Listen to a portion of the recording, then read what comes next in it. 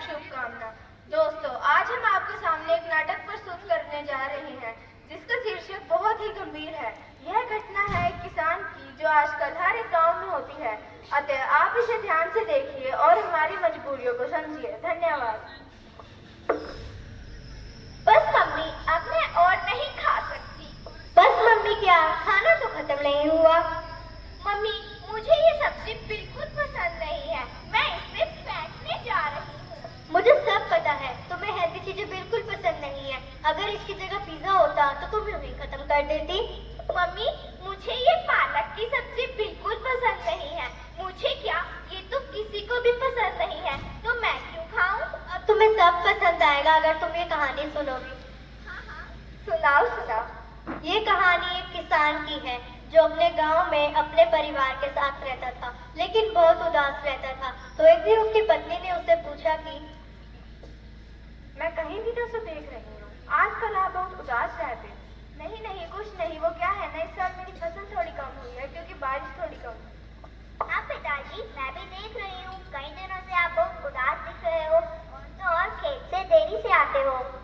मैंने कहा ना, फसल का ख्याल रखता हूँ इसलिए देरी होती है। तुम पढ़ो। पापा, अपने स्कूल के तो पैसे ही नहीं भरे और तो और चिक्की दीदी ने अपनी पुरानी किताबें भी नहीं दी। अच्छा बच्चे, बहुत रात हो गई है, चलो सोने जाओ। मुझे ऐसा क्यों लग रहा है कि आप मुझसे कुछ छुपा रहे हैं? नहीं नहीं, कुछ नहीं। तुम्हें मुझ पे क्या विश्वास नहीं? चलो सोते। मुझे ऐसा क्यों लग रहा है कि ये मुझसे कुछ छुपा रहे हैं? कुछ तो बात है। अगले दिन। अच्छा बच्चों, अब मैं खेत में जा रहा हूँ, शाम को मिलते हैं। पापा, स्कूल की फीस भी भर देना। ठीक है, शाम को मिलते हैं। किसान जब खेत में जाता है तब भी उससे एक जमींदार मिलने आता है। श्रीमान जी, कैसे हैं आप?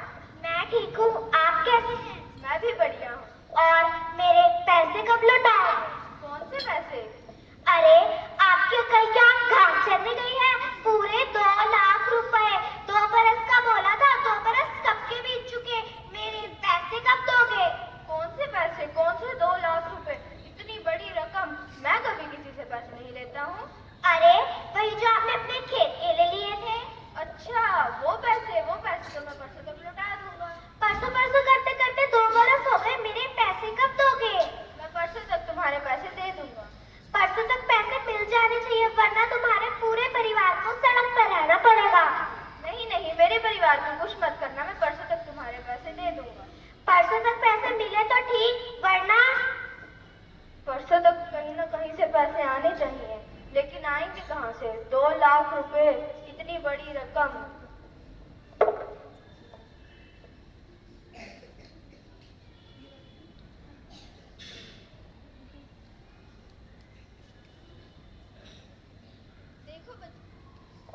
देखो बच्चों, मैं तुम्हारे लिए कुछ लाया हूँ। क्या पिताजी, जल्दी दिखाओ ना। तुम्हारे पैसों का इंतजाम भी हो गया और ये देखो, चिक्की दीदी से किताबें भी आ चुकी हैं। धन्यवाद पिताजी। अच्छा बच्चे, एक बात हमेशा याद रखना, हमेशा सत्य के पथ पर चलना, बुरी बातें बुरे कर्म कभी मत करना और अच्छे से पढ़ लिख कर अपनी माँ का नाम रोशन करना, समझे? समझ गई। ठीक है, चलो सोते हैं। शुभ रात्रि। चलो हम भी सोते हैं। रुकिए, आपने बच्चे से ये क्या कहा कि अपनी माँ का नाम रोशन करना? आपने ये क्यों नहीं कहा कि अपने पिता का नाम रोशन करना? अरे वो मैं गलती से कह बैठा, तुम्हें मुझ पे क्या विश्वास नहीं? चलो सोते हैं। और वो रात किसान की आखिरी रात होती है। मतलब क्या, ऐसा क्या हुआ था उस रात? तो तुम देखो।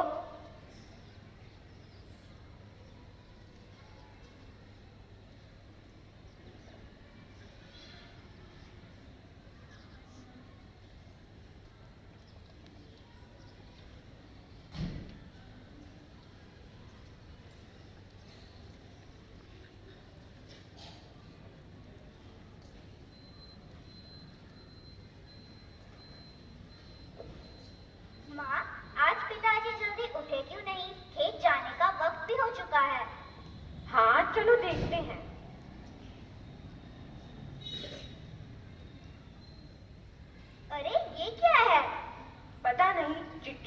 है, पढ़ो तो जरा। बच्चों, मुझे माफ कर देना कि मैं तुम्हारा अच्छा पिता और तुम्हारी माँ का अच्छा पति नहीं बन पाया।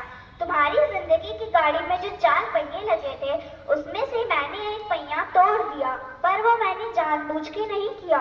वो पहिया तोड़ने का कारण और मेरा इस जिंदगी से चले जाने का कारण मैं तुम्हें नहीं बता सकता।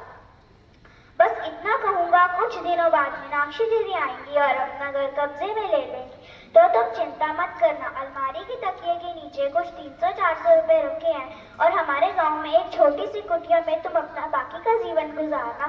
वहाँ के सरकारी विद्यालय में विद्या प्राप्त कर आगे पढ़ना और शिक्षित बनना।